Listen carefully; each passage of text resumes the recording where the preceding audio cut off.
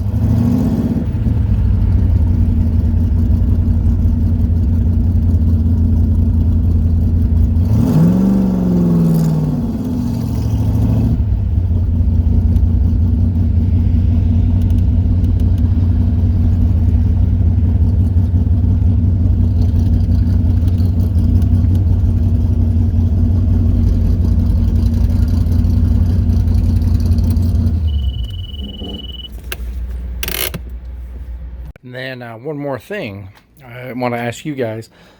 All right, so did some calculations on the rear end, you know, for what gear I am, tire size, and everything. So looks like I actually got the 370 rear end. You know, going by the calculations, or close to. So what is going to be, after I get the fenders and everything, what do you suggest I should do next? I'm looking at a 6-speed Magnum wide ratio. I want the 6-speed just because, you know, of that high gear, and the way I can calculate it, if I put 411s in the back, I can be cruising down the highway at 80 at 2,000 RPM. That kind of makes first gear, you know, kind of short, and I can start out in second or whatever, but that's fine. I'm looking more for, like, you know, I want to be able to drive this and just go anywhere in car shows and, or, you know, the strip or whatever, you know, not worry. Plus it'll shift a lot better gearing, go a lot faster. So I'm thinking about the transmission. I'll have to redo the rear end because, like I said, I want 411s. So 411s. I mean, I'm happy with 370s right now, but the 411 with the 6-speed will just make this thing a monster. And so I got that idea in place. Or should I do, because I can't afford both at the same time, I either the front suspension or the rear suspension first. You know, I can't afford both of it at the same time.